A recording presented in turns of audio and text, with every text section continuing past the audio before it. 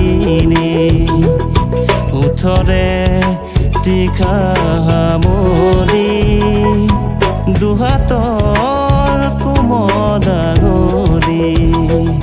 পৰখিও যায় নামনি